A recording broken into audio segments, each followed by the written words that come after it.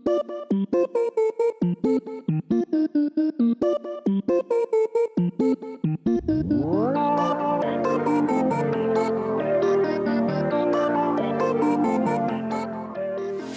there, every pony. Welcome to Enthusiastic Encouragement and Dubious Advice, the podcast for folks who would rather curl into the fetal position than lean in. I'm your host, Patricia Tuttle.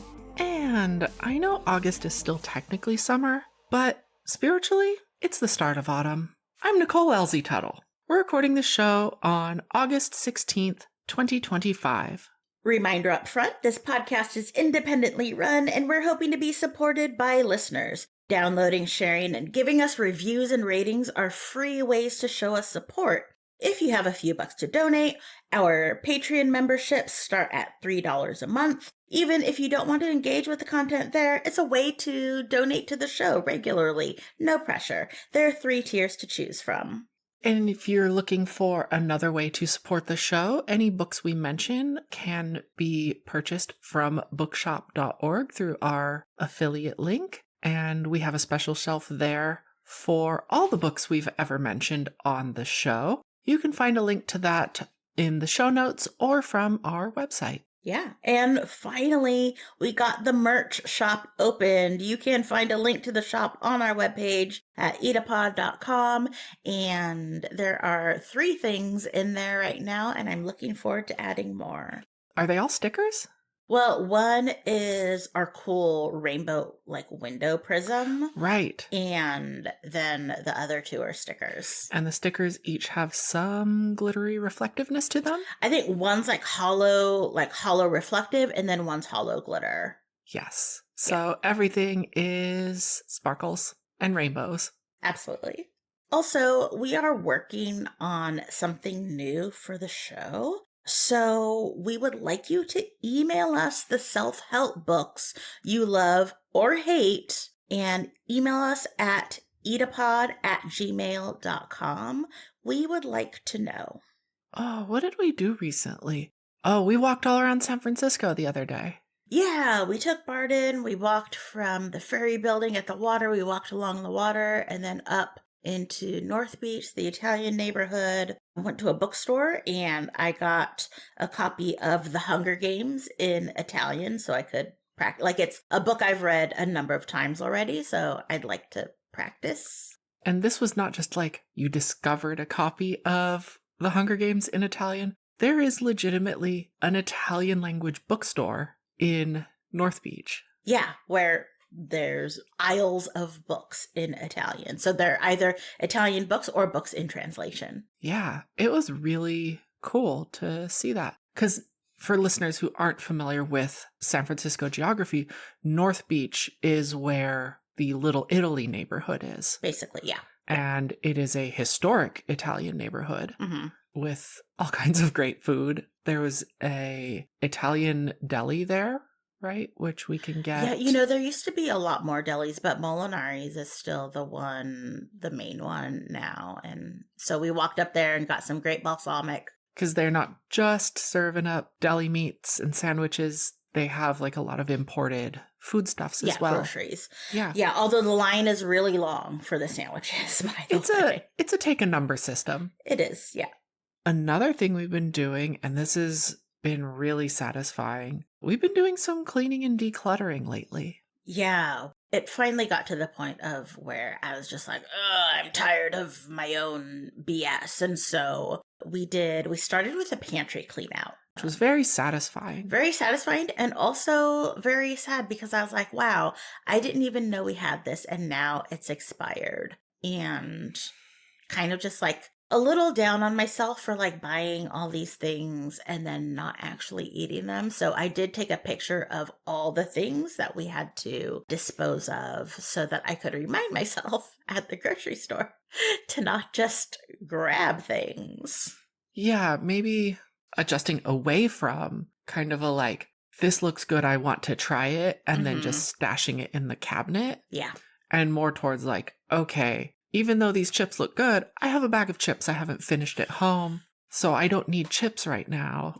Yeah. Kind of attitude, and just buying things like that as we need them. Totally. Yeah. Trying to be more responsible. And like you were also mentioning, trying to have more of a plan, because like we have a number of like marinades for chicken that are still good, but I just kind of bought them because I quote unquote like to have them on hand, and instead having more of a plan Yeah. for them. Like, okay, maybe we'll get marinade if we're getting chicken Yeah. to marinate it in. Yeah. And not just having 3 bottles.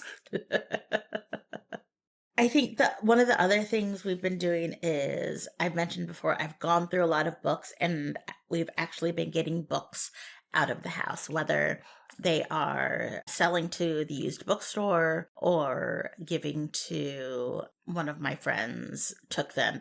They live in a neighborhood where there are a lot of little free libraries, so they are setting the books free there. Y'all, this has been really satisfying as the stacks of books are leaving the nest. Yes. They're fledging. They are. And then the other thing we did is we went through the record collection. Oh, yeah. And this was mostly you. Yeah, this was mostly me. And this was a lot of records I inherited. So these were like my father's and my stepmother's. I think there's some that were my mother's in there. Probably a couple others around. Who knows? And we've gone through these in a couple of passes over the last several years and slowly weeded out ones. So we did another pass the other weekend. Got rid of things that we knew we weren't going to listen to. We didn't have an interest in listening to them. And it turns out your cousin and her family love just listening to random records. But also they really liked the thing, like we were getting rid of Simon and Garfunkel, James Taylor, Loggins and Messina, all the places, America, Alabama, Kansas. All Someone the travel. called Honk. Yes, there was a record from a band called Honk. But yeah, we got rid of, my cousin took a bunch of records, and now we have space, and we have some of our records kind of categorized or lumped together. And then we have a couple of spots on the shelf where there are records where you decided you want to give it a listen first before you decide what happens to it. Yeah, but those used to be all intermixed in. So now they all live together and we can just pull a random record out, listen to it, and decide if this is something we want to keep or let it go back out into the universe for someone else to enjoy. Yeah. A little change of mood here.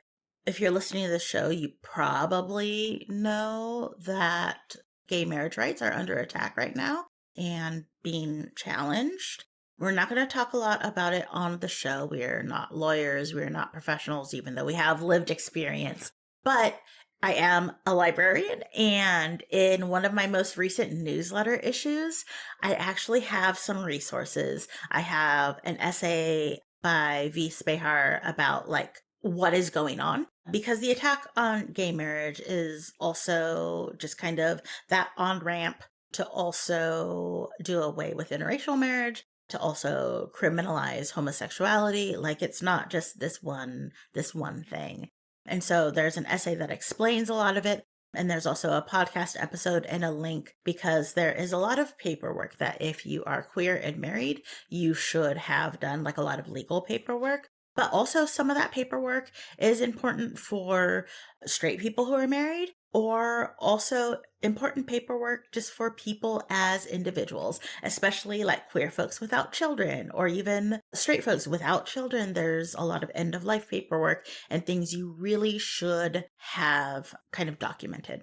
Yeah. So I'm going to link that newsletter issue, which is free. It's not paywalled. I'm going to link that in the show notes so that you have access to those resources. On lighter news. Yeah. Yeah, let's do that. Let's sandwich this. Let's talk about something fun. Yeah. We got a new rating on Apple Podcasts. Yay! Thank you to user Frazzled Frizzle for your review and your very kind words. And also your great handle. Yeah. Frazzled Frizzle. That's so good. It's really great.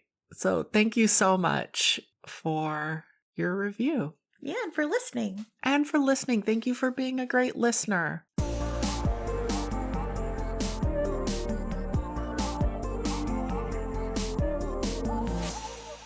Today, I wanted talk about something that is a struggle for me and other people who are competent or that were frequently told to make themselves useful growing up. This is also for those of us who successfully keep a lot of plate spinning. I am the kind of person that if I see something that needs to be done and I have the ability to do it, then I do it. And I know this sounds good on paper, but where this falls apart is that even though I may have the ability to do it, like I'm capable, I may not have the time, the bandwidth, or the spell slots to do the thing. Yeah, there's this says like they say, but I don't know who they are. Just people. Just because you can do something doesn't necessarily mean you should do it. Yeah. I am really working on being better about recognizing kind of the idea like this thing needs to be done or I want this thing to be done, but do I have to be the one to do it? And there's a real heavy emphasis here on the do I have to be the one to do it? And sometimes the answer is yes. No one can write my newsletter for me or read books for me or like Nicole, you can't attend my work meetings for me. I'm sure your colleagues would love it at first until I would just kind of be like, okay, yes, I will take a note and I'll ask Susie to get back to you on that or ask Patricia to get back to you on that. You're like, remind me how many zeros is in a million again? Is that a quantum number?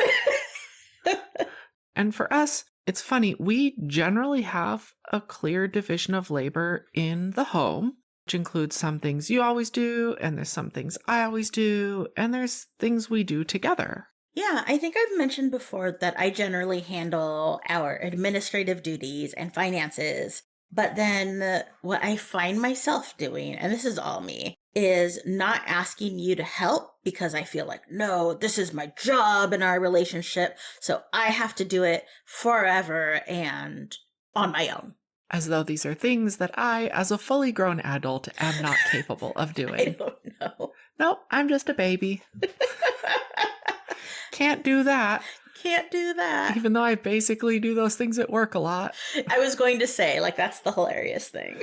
But really what this comes down to is like, sometimes we're just making up arbitrary rules for ourselves. I think that's actually what like our first episode was about like making up arbitrary rules for ourselves. Oh, right. Yeah.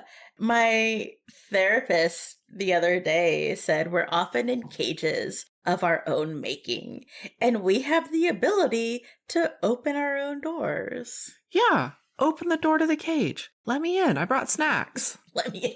I like how you don't lead me out. You're like, let me in. We're in a cage now. Yeah, it sounds nice. We'll hang out in the cage together. Will someone put a blanket over it? That sounds cozy. Oh, you know what? I would love for someone to put a blanket over my cage right now. My previous therapist, because yes, I've been working on this forever, asked me if some of the things on my overflowing to-do list actually need to be done at all, or am I just making homework for myself? Because I love an assignment, I love a little project, I love checking boxes. We talked about this a bit in our episode called Ways to Think About Time Anxiety. And that is, if it doesn't have to be done or doesn't have to be done by you, can you delegate it to the floor or the trash, or as we like to say, can you delegate it to Oscar the Grouch? Or if it does have to be done, does it have to be done by you? Like, this could be at home, this could be at work, but recognizing, and I guess when we talk about this, like we want to recognize that some of our listeners may be living solo at home, so those things are just going to default to you. So an alternative way of kind of managing this is, do you have any friends who can come over and help with that thing or that you can trade for? Like an example would be, if you hate folding laundry and they don't, they can fold your laundry. And if they hate dusting and you don't, you can go over and dust for them. There's really no rules to this kind of stuff. like get rid of those arbitrary rules that we've talked about. But this is also a big part of the community building and care we're always talking about. Things like this don't always have to be exchanged for money. We can all just show up for, help, care for, and be a part of each other's lives. Yeah. My current therapist gave me a challenge recently, and there was a networking event that I was not putting on, and I was going to be a participant. She challenged me to just show up and be a participant. No volunteering, no helping set up or take down. And that was really hard. That just goes against everything I know. And I wanted to put out a few caveats that this is also something really challenging for Black and brown femmes who always end up doing a lot of unpaid labor.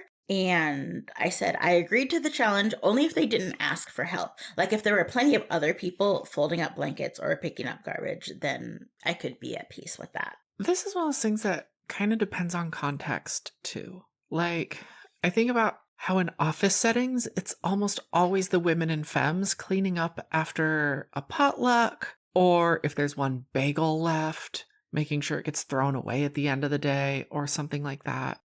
Yeah, in those settings, I think about what would happen if the women and femmes just didn't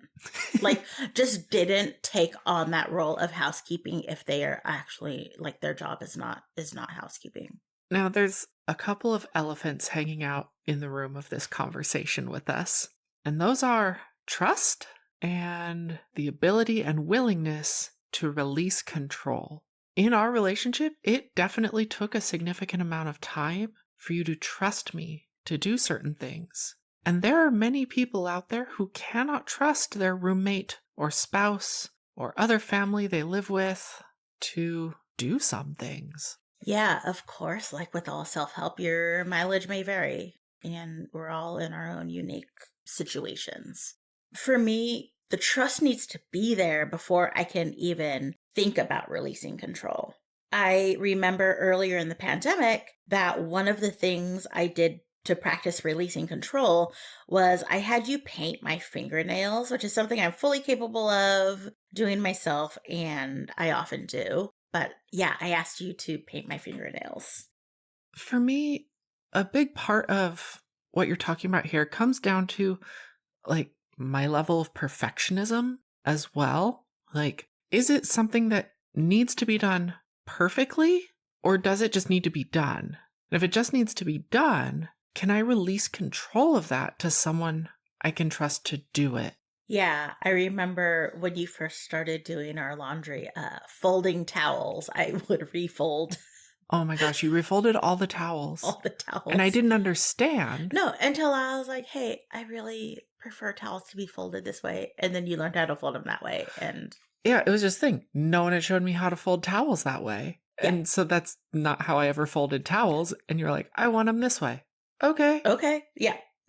Like, I'm not going to fight you on how towels are folded, but it's also a thing I can do. Totally. Yeah. I think the fascinating thing to me about nail painting, which I did not predict, and yet it makes total sense, is that when you painted my nails, you did a much better job than I do. You were so much more careful with me than I am with myself. I imagine if I painted your nails, it would be the same thing. I know that I am notoriously gentler with and more attentive to other people than I am with myself. You say that, but you have painted my nails before. And you did a really great job. You even did some like multicolored striping situation one time. That's right. I forgot about that. This is back when we were, one of them was back when we were going to Disneyland a lot. Yeah, it was for Dapper Day. Dapper Day. Another way in which this kind of self-imposed responsibility for everything shows up is in my identity as the infophile. I constantly battle with myself to remind myself that I am not responsible for disseminating information to everyone. it's also impossible considering the algorithms and variety of platforms, and not to mention that everyone is even checking Instagram or Blue Sky or whatever as much as I am. It is unrealistic for me to expect to be the person that keeps everyone informed about everything all the time in every way. Also, if I or we are your only source of information, then that is a you oversight and not a me responsibility. Yeah, that's aside from being a bad idea. It's really not possible. You are not single-handedly responsible for keeping everyone in the loop on everything all the time. You're not the internet. You're not Patricia Internet. I did have a horrible ex who used to call me Patty Google, but that's another Oh story. no. Yeah. Who are they? I want to hurt their feelings or their bones. Porque no los dos. And we're obviously not talking about like gatekeeping information here, but also we aren't your town criers. Hear ye, gay marriage is being challenged. Clang, clang, clang, clang, clang, clang. Like, what?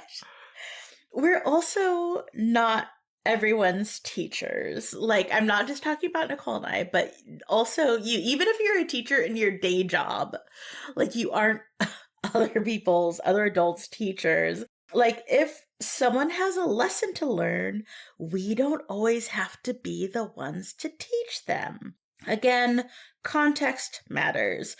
Are they sharing dangerous rhetoric, or are they a harm to themselves or others, or being weird in the family group chat? Sure, sometimes you have to be like, you know what, that's weird. But in general, like, we're not responsible for always teaching everyone everything. Sorry, I love that as just a response to people sometimes. I'm just like, that's a weird thing to say. Absolutely, that's a weird thing to say. That's an interesting thing to be confident saying out loud.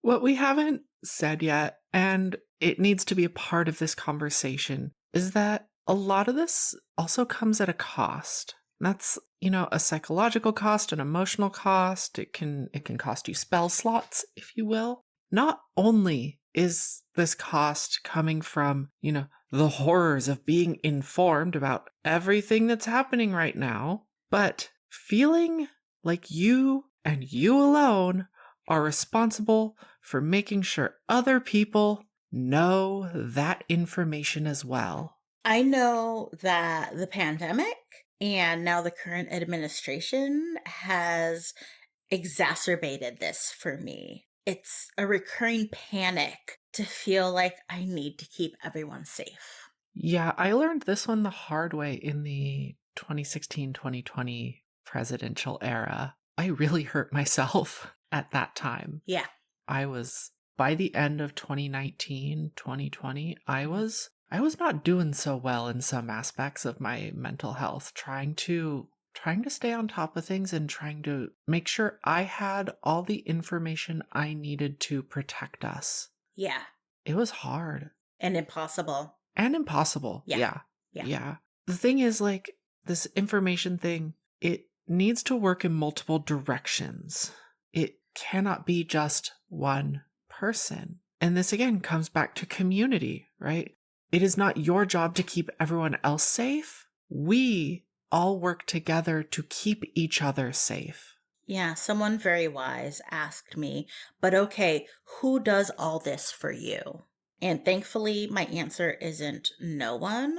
And at the same time, it's a reality check to be gentler with myself. And I encourage everyone to ask yourself that question when you are going above and beyond. Who do you have that does that for you? And after you ask that question, make sure you're sharing the load of whatever it is you're doing, that labor, that mental labor, those little bit of household chores. Yeah, start there. Share it around. Yeah.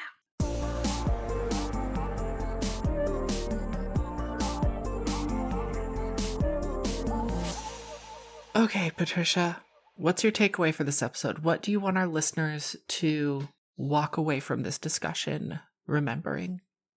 I think it's a recurring theme that mostly for my Black and brown women and femmes, we don't have to be the ones to do everything. We do not have to save everyone. How about you, Nicole? What takeaway do you want people to have?